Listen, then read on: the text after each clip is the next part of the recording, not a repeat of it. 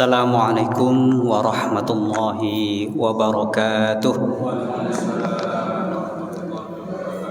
Alhamdulillahi wa kafa, wassalatu wassalamu ala rasulillahil mustafa wa ala alihi wa sahbihi ahlil wafa. Rabbi shrah li sadri wa yassir li amri wahlul 'uqdatam min lisani yafqahu qawli. Amma ba'd. Al-mukarramun, para ulama, para kiai, para ustadz, para ustadzah, hadirin hadirat jamaah Masjid Nurul Farah yang dimuliakan Allah Subhanahu wa taala. Alhamdulillah kita malam ini masih bisa melanjutkan kajian kita tentang fikih muamalah.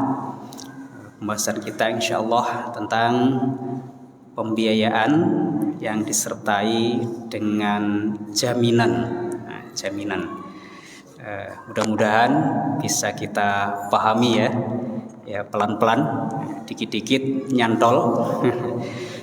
Meskipun mungkin banyak yang barangkali perlu konsentrasi bagi yang tidak biasa membaca tentang fikih ya, karena kadang istilah-istilahnya juga mungkin kita pelan-pelan ya, istilahnya perlu kita pahami bersama.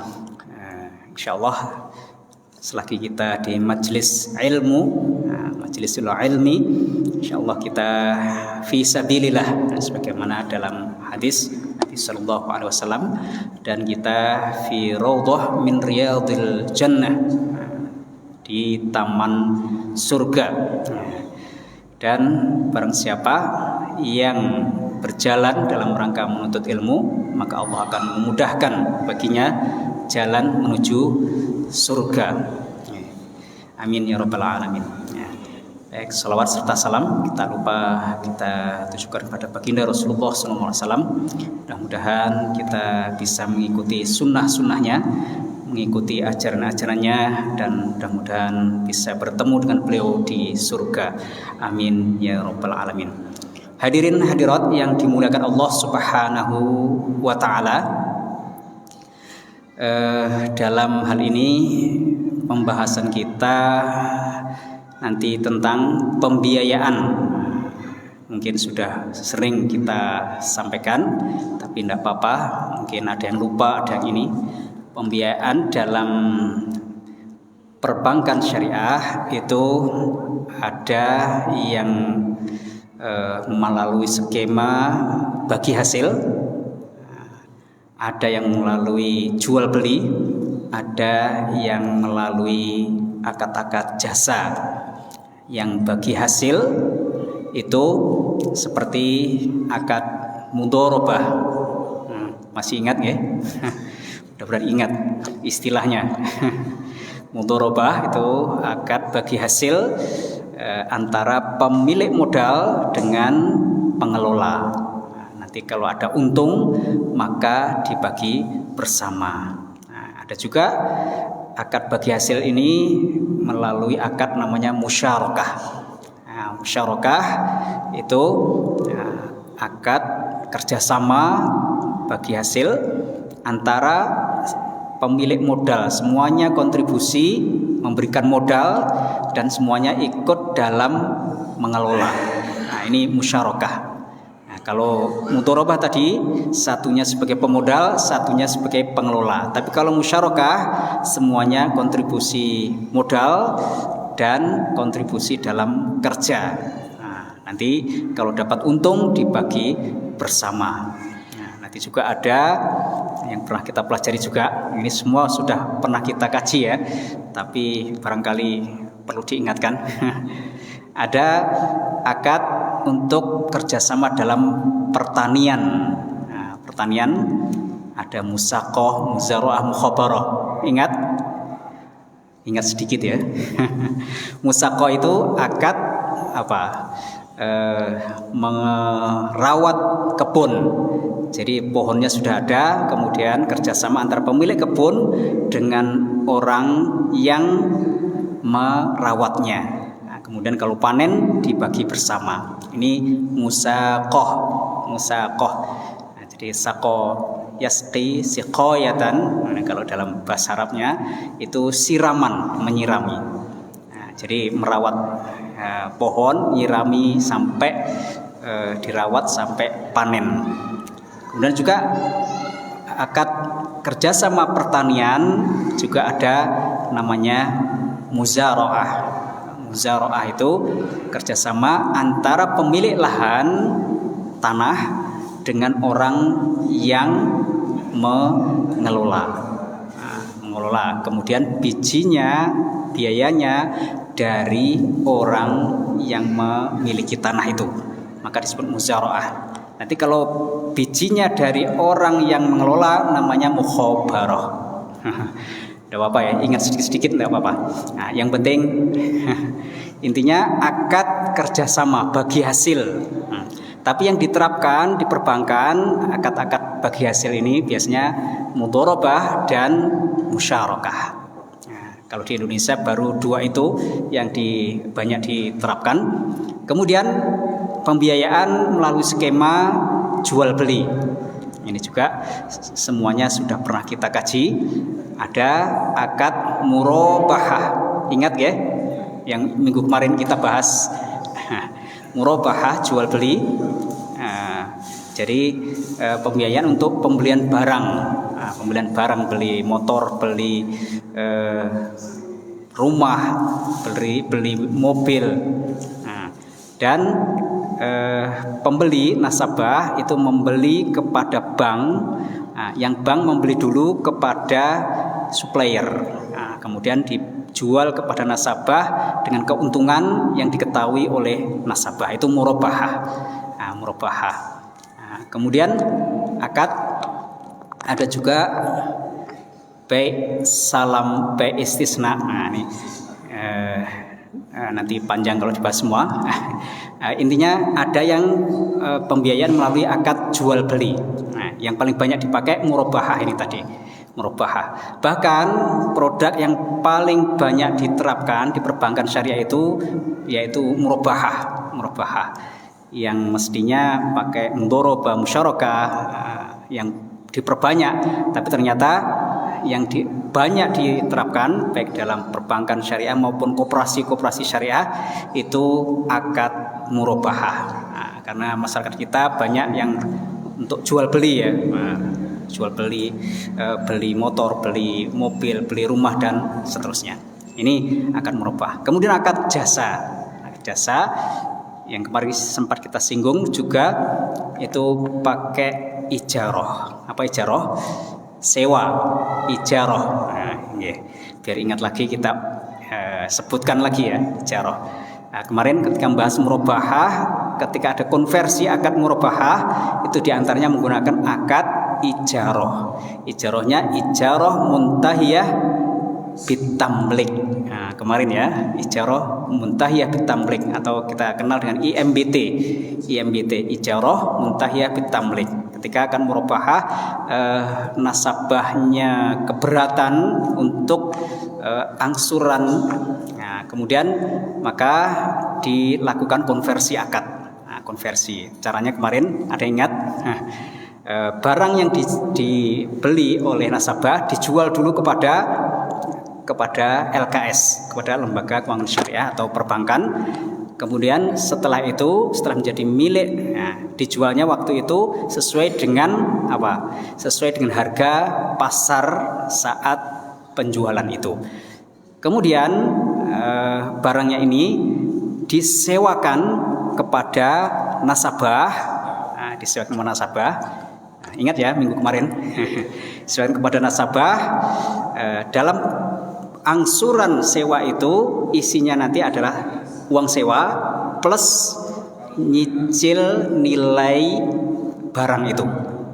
Sampai terakhir angsuran nilai barang itu sudah dicicil semua, diangsur semua, maka nanti ada tamlik, pemindahan kepemilikan bisa menggunakan akad hibah atau jual beli. Jangan bingung ya. Ya, jadi sewa itu kan biasanya ketika selesai akadnya barangnya dikembalikan ke pemiliknya. Tapi akad sewa yang IMBT ini, ijarah muntahiyah bitamlik ini, nasabah nyewa barang itu sambil plus cicil nilainya sampai akhir angsuran. Harusnya kalau tidak ada akad pemindahan kepemilikan, maka barangnya tetap menjadi milik bank. Tapi dilakukan akad pemindahan kepemilikan, bisa menggunakan hibah. Jadi bank menghibahkan barang itu pada akhir angsuran kepada nasabah. Jadi terakhir barang dimiliki oleh nasabah, atau menggunakan akad jual beli. Bagaimana jual belinya? Kan barang masih menjadi milik bank, maka barang ini dijual kepada nasabah dengan harga angsuran terakhir. Jadi angsuran terakhir itu sebagai harga simbolis, harga simbolis. Karena misalnya motor harusnya 35 juta, angsuran terakhir cuma 2 juta. Nah, 2 juta ini dianggap sebagai harga dari jual beli itu. Nah, maka setelah dilakukan angsuran terakhir dan dilakukan akad jual beli, maka barang menjadi milik nasabah. Jadi milik nasabah. Ya. Itu kemarin ya, akad IMBT. Nah, jadi sewa tapi terakhir barang dimiliki oleh nasabah gitu. Nah, dalam pembiayaan itu biasanya kalau dalam hukum fikih klasik, dalam kitab-kitab fikih itu tidak ada jaminan. Tidak ada jaminan. Mudharabah misalnya nggak ada jaminan. Misalnya pengelola dalam mudharabah itu memberikan jaminan yang diberikan kepada pemilik modal. Nah, itu dalam fikih tidak ada. Demikian juga dalam musyarakah. Demikian juga dalam akad jual beli, murabahah maupun yang lainnya. Demikian juga dalam ijarah. Itu tidak ada jaminan. Nah, tapi para ulama kontemporer untuk menjaga keseriusan bahwa nasabah ini mau mengangsur dan mau melakukan kewajiban-kewajibannya agar bisa melakukan itu semuanya, maka beri jaminan. Nasabah memberikan jaminan kepada bank. Nah, kalau misalnya terjadi macet atau wan prestasi, maka barangnya ini bisa, tapi dengan syarat bahwa nasabah ini melakukan wan prestasi, artinya ada pelanggaran. Karena dalam akad-akad amanah, ini akad-akad yang semua tadi pembiayaan itu masuk kategori akad amanah. Amanah itu apa? Bahwa ketika nasabah tidak ada unsur kelalaian atau kesengajaan merusak barang-barang atau harta yang diamanahkan padanya, maka dia tidak menanggung. Itu hukum asalnya. Nah, tapi kalau terjadi kelalaian, taksir wa ta'adi bahasa Arabnya, kelalaian, maka kemudian dia tidak mau melaksanakan kewajiban-kewajibannya, maka barang jaminan ini bisa dijadikan jaminan, yaitu dengan dilelang, kemudian hasilnya bisa untuk menutupi kewajibannya. Ya, karena kalau wan prestasi ada kelalaian, maka akhirnya nasabah itu menanggung resiko. Nah, karena menanggung resiko, maka boleh barang jaminannya itu dilelang untuk memenuhi kewajibannya. Ini jadi jaminan itu boleh dilelang dalam akad-akad pembiayaan ini dengan syarat tadi ada wan prestasi. Tapi kalau nggak ada wan prestasi, maka tidak boleh dilelang, diambil nilainya oleh bank. Itu. Kemudian ketentuan terkait barang jaminan ini bisa dilihat dalam fatwa DSN MUI nomor 92 ya. Ini ada ketentuan-ketentuannya. nomor 92 tahun 2014 ya. Sudah lama ini fatwanya. Pertama, ketentuan terkait barang jaminan atau marhun. Nah, barang jaminan ini bahasa Arabnya marhun ya. Marhun. Barang jaminan atau marhun harus berupa harta berharga, harta atau mal ya, berharga, baik benda bergerak maupun tidak bergerak, yang boleh dan dapat diperjualbelikan. Nah, jadi jaminannya itu berupa harta yang bisa diperjualbelikan, baik benda bergerak maupun benda tidak bergerak.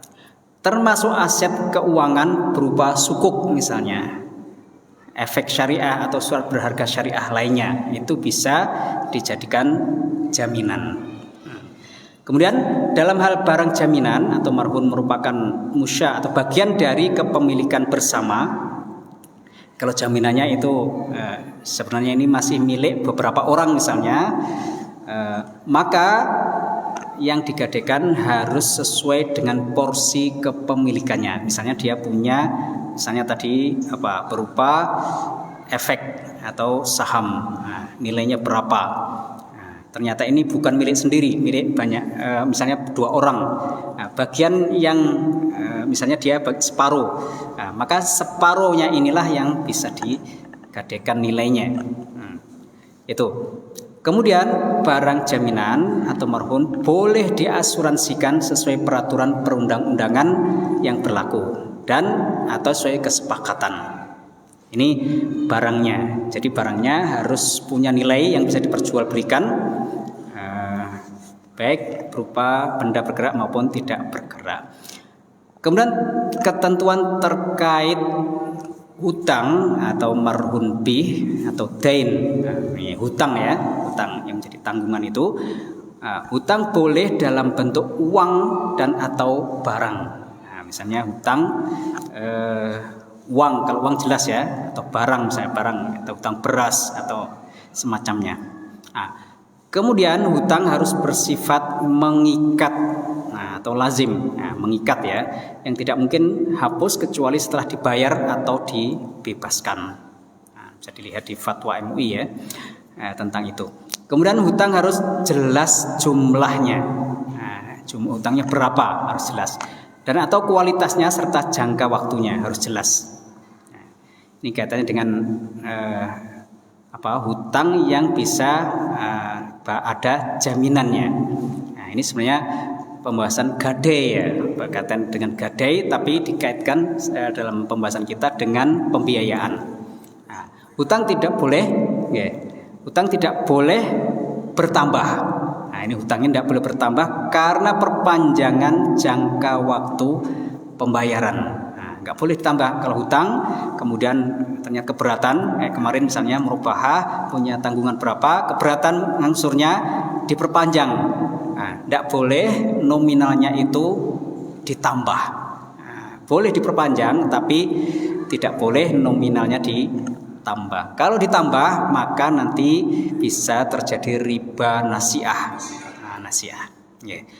Kemudian apabila jangka waktu pembayaran hutang atau pengembalian modal diperpanjang, maka lembaga keuangan syariah boleh mengenakan takwid atau takzir dalam hal rohin melanggar. Jadi boleh memberikan sanksi, denda. Ketika siapa? Kemarin kalau dalam gadai, ketika orang yang hutang itu melanggar perjanjian atau terlambat menunaikan kewajibannya. Nah, kemarin ya, kalau terlambat dalam merubah kemarin terlambat, itu bisa disanksi, didenda. Tapi ketika dendanya berupa uang, maka tidak boleh dimasukkan dalam pendapatan bank, tapi dimasukkan pendapatan non halal yang untuk ditasarufkan untuk kegiatan sosial. Ya. Kemudian lembaga keuangan syariah boleh mengenakan pembebanan biaya real dalam hal jangka waktu pembayaran hutang diperpanjang. Yang kemarin ya, kalau diperpanjang, misalnya butuh materai butuh sesuatu yang itu ada biaya real, maka boleh dibebankan kepada nasabah. Nah, kemudian ketentuan terkait akad, ini nyambung ya, mudah-mudahan nyambung. Ya, dikit-dikit ya, nanti kalau tidak ini langsung kita dialog, diskusi.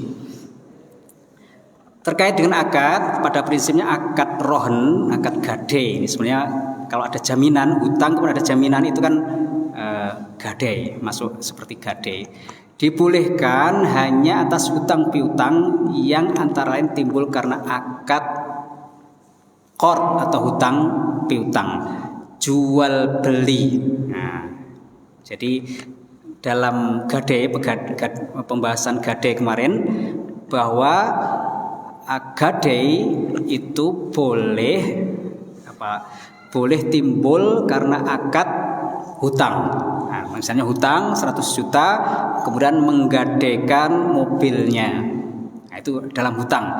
Boleh juga dalam gade itu karena jual beli. Misalnya jual beli yang pembayarnya tempo. Misalnya membeli rumah. Nah, pembayarnya tempo, maka boleh menggadekan misalnya barang yang punya nilai senilai harga rumah itu, misalnya mobilnya digadekan. Nah, ini dalam prinsip hukum asalnya. Jadi yang boleh dalam fikih, yang boleh diminta jaminan terhadap hutang itu, tanggungan itu dalam hutang piutang dan jual beli yang tempo tadi.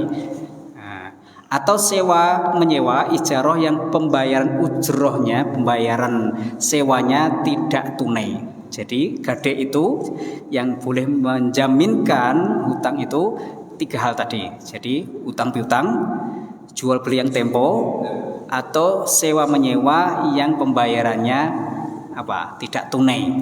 Nah, itu pada prinsip awalnya. Hanya saja, nah, kemudian juga pada prinsipnya dalam akad-akad amanah itu seperti tadi mudharabah, musyarakah, pembayaran yang kita sebutkan tadi itu masuk kategori akad amanah. Amanah itu artinya tidak menanggung resiko. Tidak menanggung resiko, siapa misalnya nasabah itu tidak menanggung resiko asal tidak ada unsur kelalaian.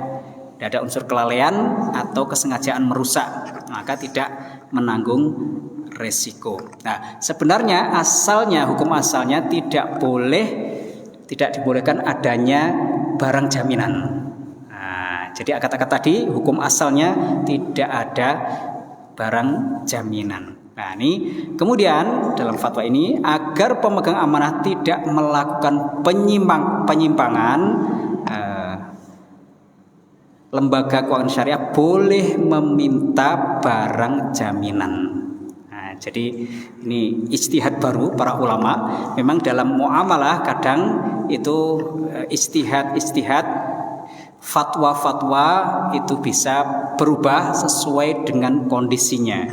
Misalnya contoh dulu pada masa sahabat Ali bin Abi Thalib itu, sebelum beliau, orang-orang yang dalam akad istisna itu minta pesan dibuatkan suatu barang.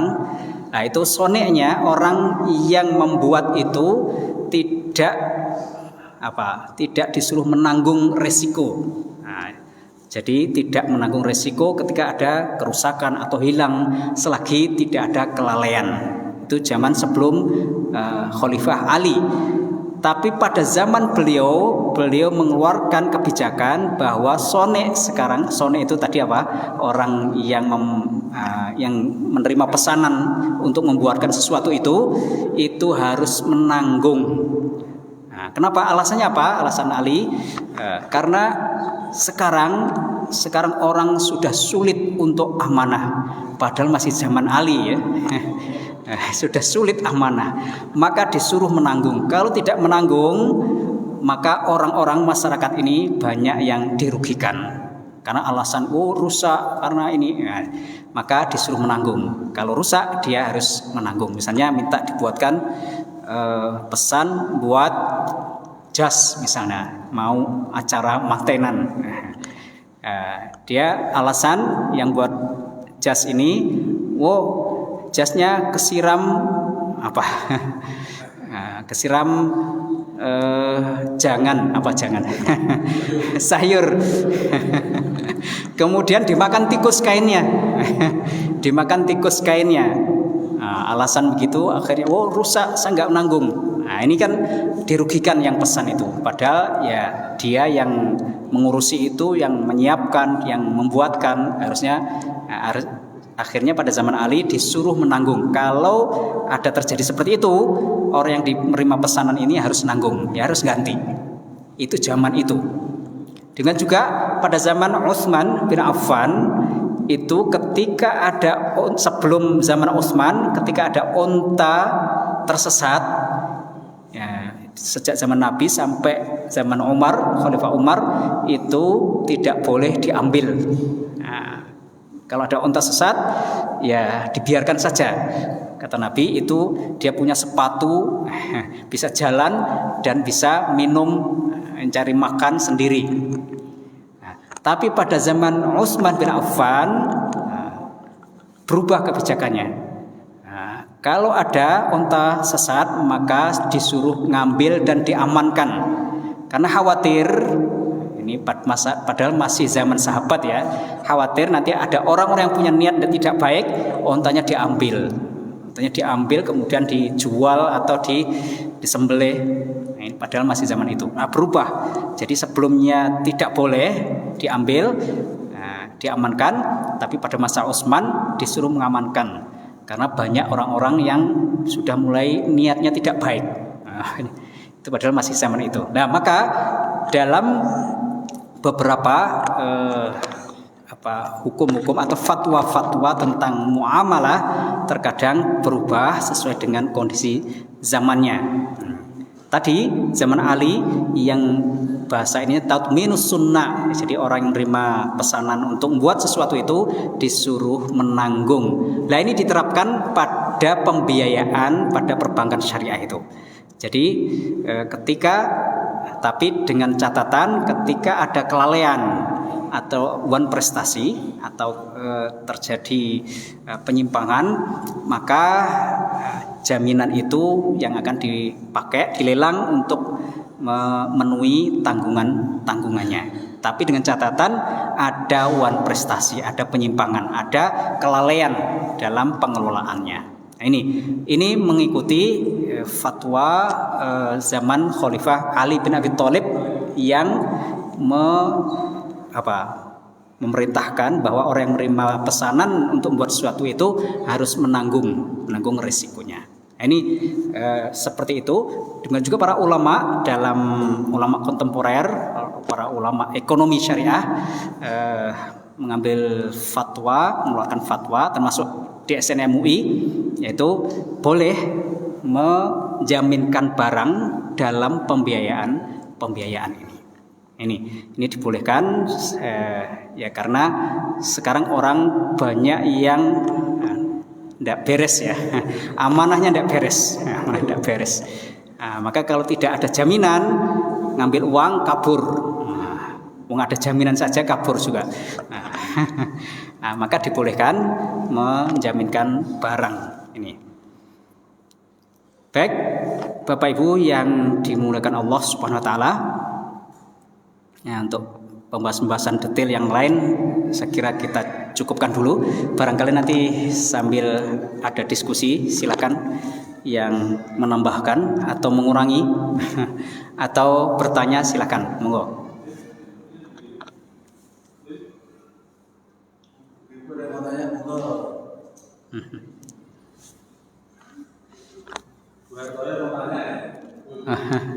Monggo.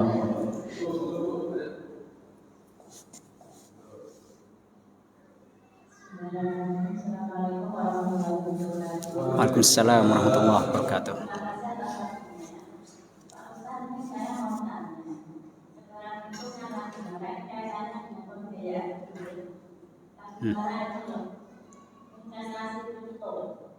Kripto. Nggih.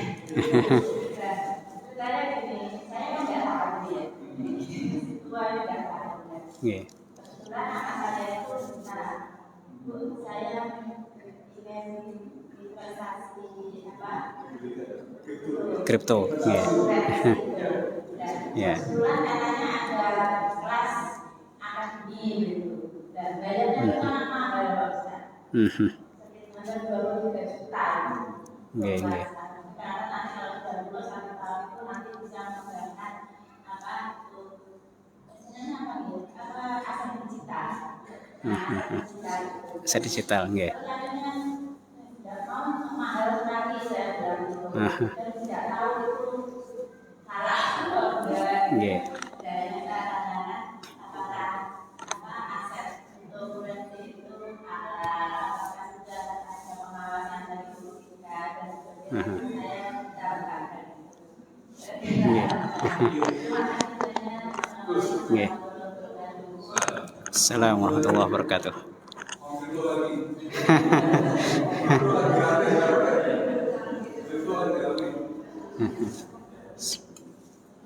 Bismillahirrahmanirrahim. Sesuai tema tadi bergesernya satu akad ke akad berikutnya sampai yang terakhir tadi akad hibah atau jalan lain yaitu akad perpindahan kepemilikan. Itu sudah diketahui oleh nasabah atau setelah terjadinya permasalahan di tengah jalan. Terima kasih. Nggih.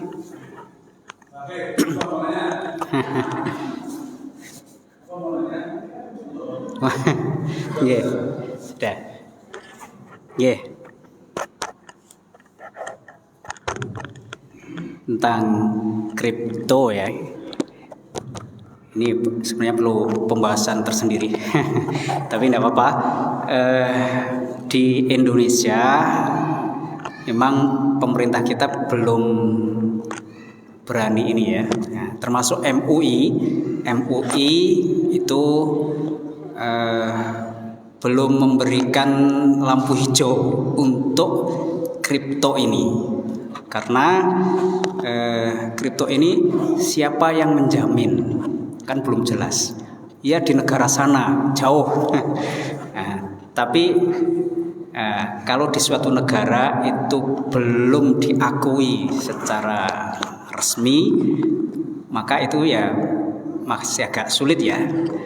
Karena kalau secara fikihnya bahwa uang itu kan selagi itu sudah diakui dalam suatu negara dipakai untuk alat tukar ya. Ya, tapi ini sudah internasional ya, tapi seandainya terjadi apa-apa kan nggak ada yang bisa dituntut itu. Nggak ada yang bisa dituntut. Maka MUI juga belum berani memberikan lampu hijau untuk transaksi kripto ini. Karena tidak ada yang menjamin.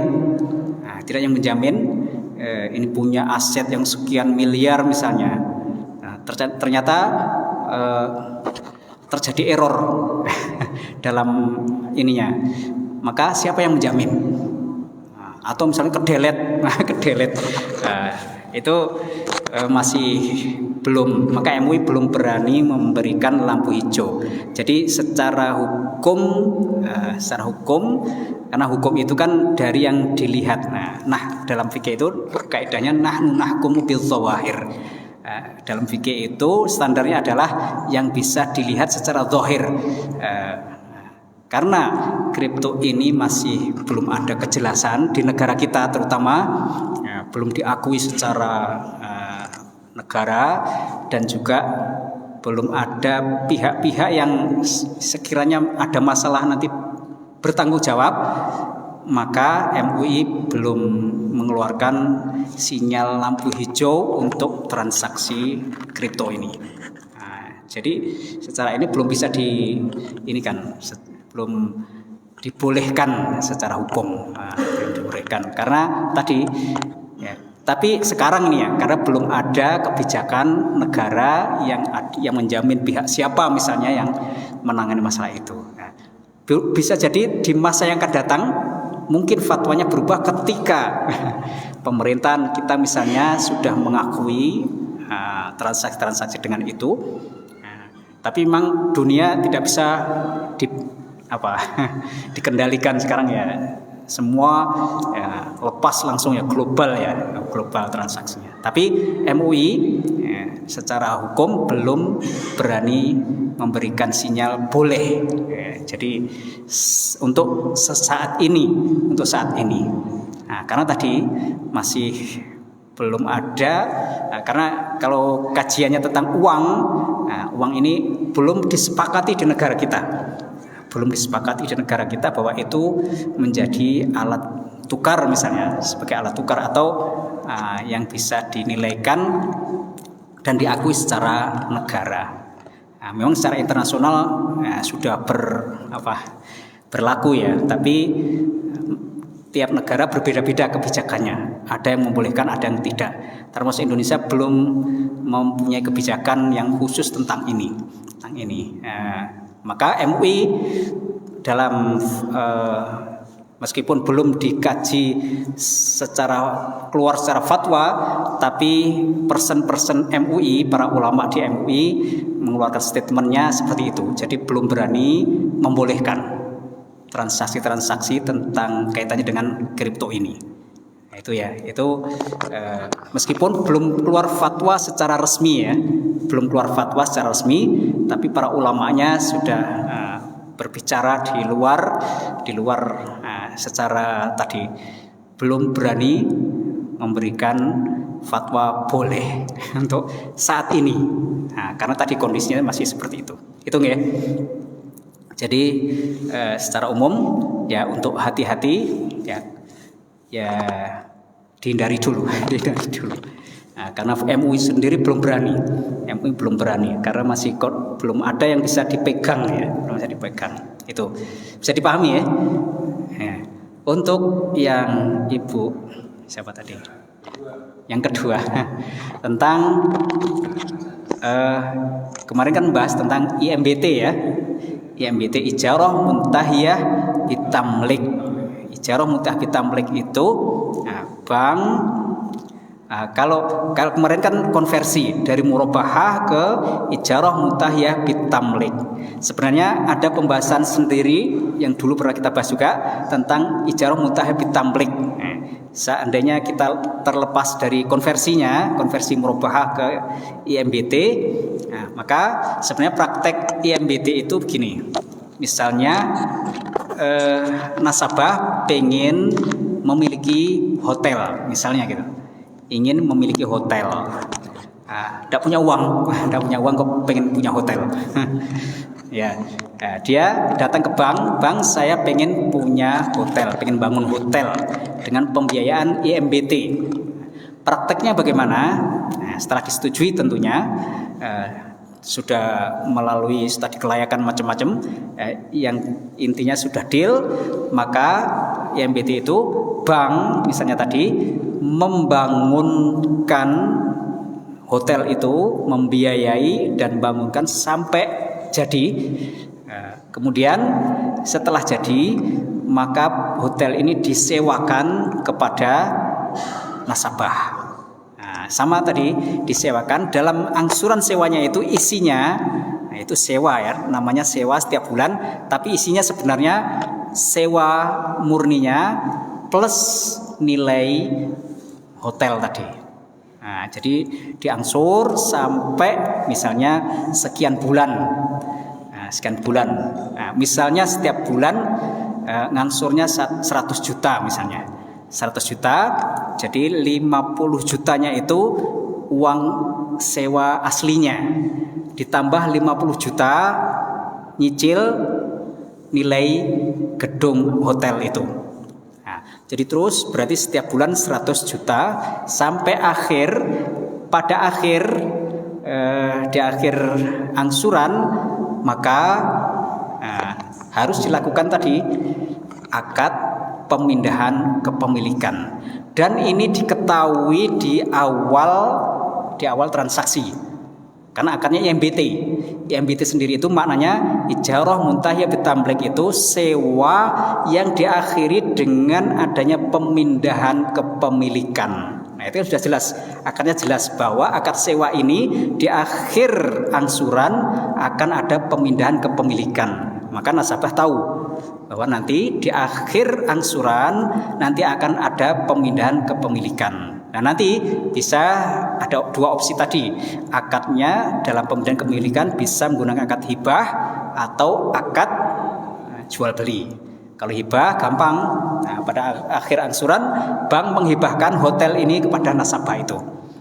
Kalau jual beli, jual belinya siapa? Bank menjual hotel ini karena tadi yang bangun bank, yang biayai bank kan milik bank.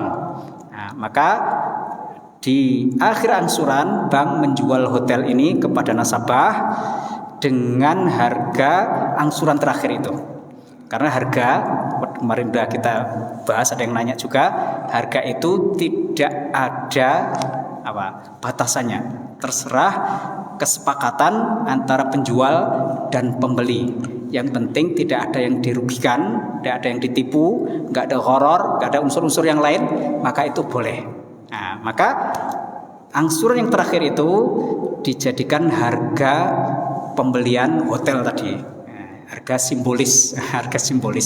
Jadi hotelnya cuma dibeli 100 juta.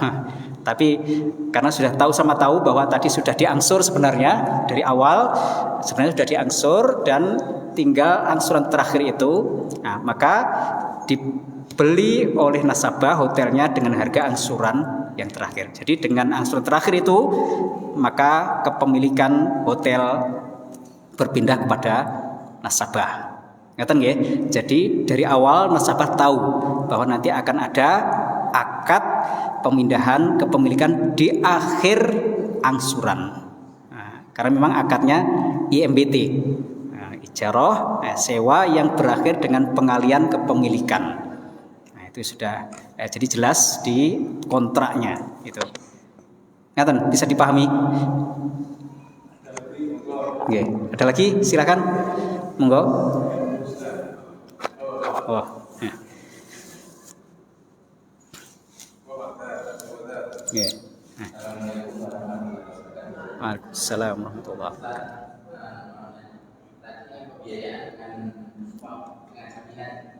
Jaminan. Jaminan itu biasanya kan kalau tanah sertifikatnya, kalau BPKB, itu yang menguasai fisik jaminan itu bank atau masih di nasabah saat itu. Kedua, kalau terjadi pergeseran nilai atau terjadi cacat, itu siapa yang menanggung? Misalnya kan kalau mobil itu ada penyusutannya juga, misalnya tidak sesuai dengan nilainya apa itu siapa yang menanggung? Secara syariatnya yang menguasai fisiknya siapa yang menanggung? Ada lagi? Atau dijawab dulu? Jadi dalam jaminan nanti ada fatwa juga tentang namanya rohon tasjili. Rohon tasjili itu gadai yang digadaikan hanya surat-suratnya. Nah, itu yang biasa ya. Karena nggak ada yang gadai bawa mobilnya, itu jarang ya. Nah, jadi surat-suratnya, kalau tanah dan sertifikatnya, kalau mobil BPKB-nya, itu namanya dalam fatwa disebut rohun tasjili. Tasjili itu hanya catatannya. Jadi yang digadaikan catatannya. Tapi catatan itu punya nilai.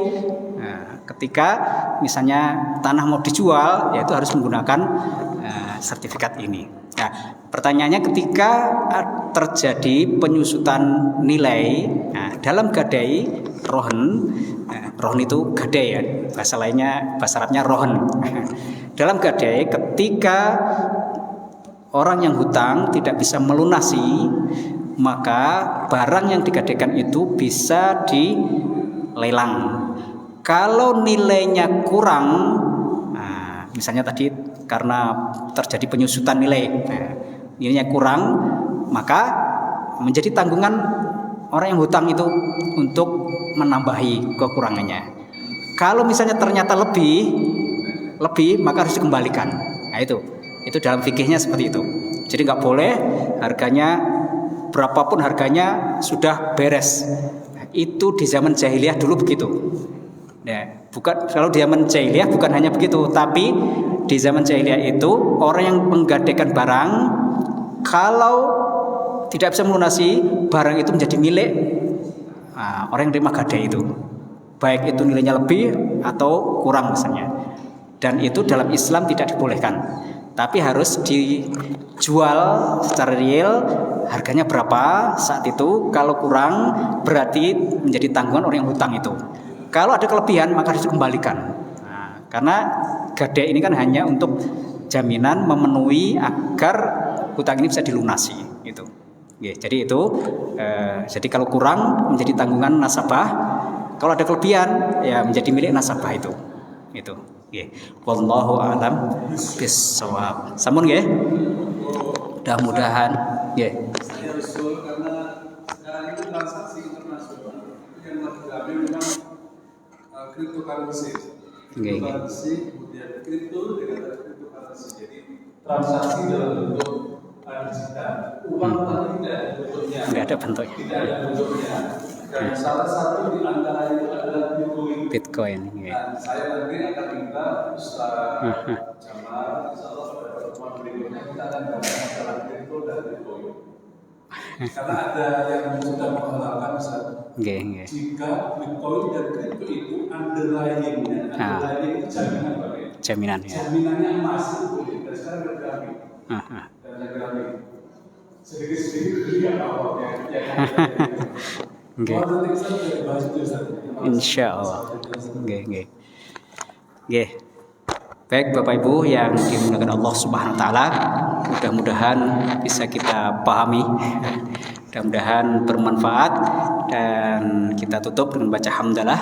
Alhamdulillahirabbil alamin. Subhanakallahumma wa bihamdik asyhadu an la ilaha illa anta astaghfiruka wa atubu ilaik. Wassalamualaikum warahmatullahi wabarakatuh.